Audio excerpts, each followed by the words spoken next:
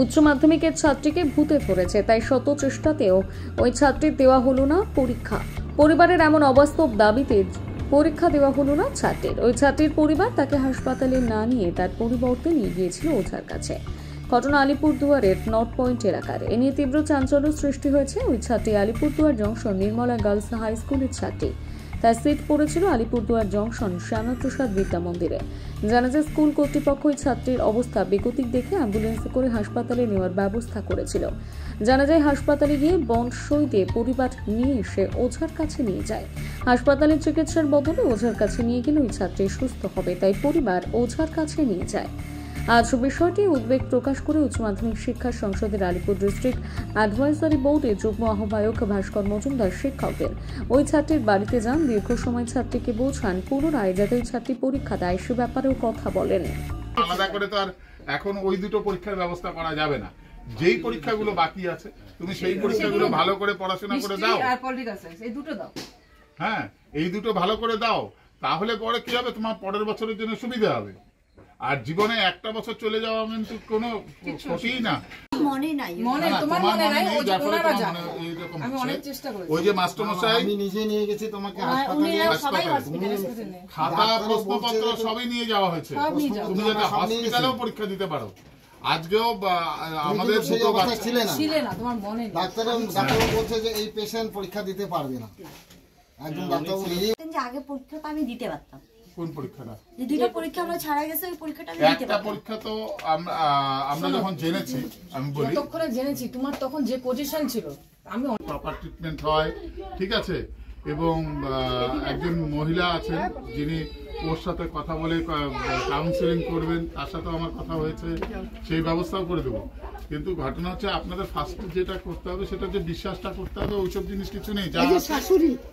আচ্ছা না, এডুকেশন দিন আর ইকোনমিক্স, আমি তো ইংলিশ পরীক্ষার জন্য ভালো ছিল না শরীরটা, তাও অনেক চেষ্টা করে মানে কষ্ট করে পরীক্ষাটা দিচ্ছি, কিন্তু আমি ইকোনমিক্স দিনে একদম চেষ্টা করছি কিন্তু পারিনি। না না, তোমার এটা কি নিজের বাড়ি না শ্বশুর বাড়ি? এটা আমার শ্বশুর বাড়ি। সাথে সাথে খোঁজ খবর নিয়েছি, ফোন করা হয়েছে আপনাকে অনেকবার, হাজবেন্ডকেও ফোন করা হয়েছে। তো এখন কি করবে? বাচ্চাকে পরীক্ষা দেবে? হ্যাঁ, মাঝখানে একটা পেপার রাত্রি 11:40-এ হ্যাঁ খাওয়া দাওয়া করে ও ঘরে শুইতে আসছে। তারপরে ওর মাথা ব্যথা, হ্যাঁ প্রচণ্ড মাথা ব্যথা। তারপরে ওরা ফোন আমাদেরকে ডাকছে, আমরা শুনতে পারিনি। তখন ওরা ফোন করছে, করার পরে বলতেছে, আমার ছেলে বলতেছে, মা দেখেন দেখো ও এরকম করতেছে। তারপরে আমরা সব ঘুমের থেকে উঠে দৌড়ায় আসলাম, এসে দেখি ও মানে অস্থির হয়ে গেছে। তারপরে ও ভয় পাচ্ছে। পরে আমরা কি বললাম, ও জল খেতে চাচ্ছে, আমি জল খাওয়াই দিচ্ছি ওকে। দেওয়ানোর পরে ও মানে মানে কেমন জানি করতেছিল।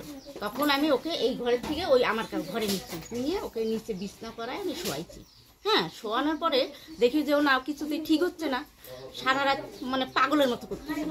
হ্যাঁ, পরে তো আমরা কেউ ঘুমাই নাই, ওকে নিয়ে সারা রাত বসে থাকার পরে পরের দিন আমি একটা জায়গায় নিয়ে গেছি, নিয়ে যাই একটু। কোথায় নিয়ে গেছে? হ্যাঁ, এইদিকে একটা বাড়িতে নিয়ে গেছি, ওজার কাছে। হ্যাঁ, ও ঝাড়ফুঁক করাচ্ছে, করায় বলে কি আমার কিচ্ছু করতে পারবি না তুই। হ্যাঁ, ও বলছে, ও তো নিজের মধ্যে ছিল না। তারপরে ম্যাম স্কুল থেকে ফোন করছে, আমরা ম্যামকে বলছি, ম্যাম ও তো একটু মানসিকভাবে অসুস্থ আছে, বলে না ওকে পরীক্ষা দিতেই হবে। পরে নিয়ে গেছি, নিয়ে যায় কোনো রকম পরীক্ষাটা দেওয়াইছি ওকে। দেওয়ানোর পরে ওকে নিয়ে আসলাম, নিয়ে এসে রাস্তার মধ্যে আবার ওরকমই হয়ে গেছে, ওই করে বাড়িতে নিয়ে আসলাম। তারপর সন্ধ্যাবেলা আমি রোজার কাছে নিয়ে গেছি, নিয়ে ঝাড়াইছি টাড়াইছি। আসার পরে ও 2 ঘন্টার মতো ঠিক ছিল, থাকার পরে দেখি আবার ওরকম হচ্ছে। পরের দিন আবার স্কুলে থেকে ম্যাম ফোন করছে। ডাক্তারের কাছে নিয়ে যাননি? না, ম্যাম ফোন করছে, পরে আবার শরীর খারাপ দেখেও ডাক্তারের কাছে নিয়ে যান? ও তো মানুষে সে এমনি শরীর খারাপ না তো, ভূত ধরছিল, ওকে ভূতেই ধরছে। মানে আপনি কিভাবে বুঝলেন এমনি? ও মানে যেভাবে মুখে কথা বলতেছিল না বিচ্ছিরি ভাবে, হ্যাঁ ওইটাতে আমি হচ্ছে ওকে মানসিক, ওর কোনো মানসিক ভাবে শরীর খারাপ না, ওর একটা ইসে হচ্ছে। কি হচ্ছে? ভূতে ধরেছে? ওকে কি হচ্ছে? পরে আমি না ওকে বাড়ি থেকে নিয়ে গেলাম, তখন ঠিক ছিল। লাইনটা পার হওয়ার পরে ও কিছুদিন যাওয়ার পরে ও না ওরকম আবার শুরু করছে। ওই অবস্থায় আমি স্কুলে নিয়ে গেলাম। তখন কি মনে হলো তোমার ওকে ভূত ধরেছে? স্যার ম্যাম তো ওরা দেখছে। তোমার কি মনে হলো? আমারও মনে হয় এটাই হচ্ছে, কি হচ্ছে, যে ভূতেই ধরছে ওকে। কি পরিস্থিতি মানসিক ভাবে দেখতে পারলাম? মানসিকভাবে বোঝার ক্ষমতা তো ডাক্তারদের বেশি থাকে।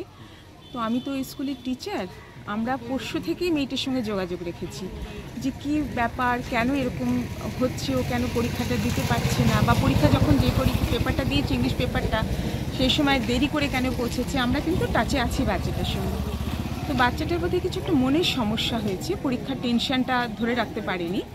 তো যেটা আমার মনে হলো, এখন হেলথ সেন্টার থেকে ওনারা এসেছেন, বিশেষভাবে ওর সঙ্গে কথা বলছে। যেটা বাচ্চাটির বাড়ি থেকে ভুল হয়েছে যে বাচ্চাটিকে সদর হাসপাতালে চিকিৎসা না করিয়ে ওরা বোধহয় অন্য কোথাও ওদের ফ্যামিলির যেটা মনে হয়েছে তুফানগঞ্জে কোথাও নিয়ে গেছে, সেটা হসপিটাল বা হেলথ সেন্টার নয়। তো বাচ্চাটি 2টি পেপার দিতে পারেনি, আগামী পেপারগুলো দেবে। এখন বাচ্চাটি সুস্থ আছে।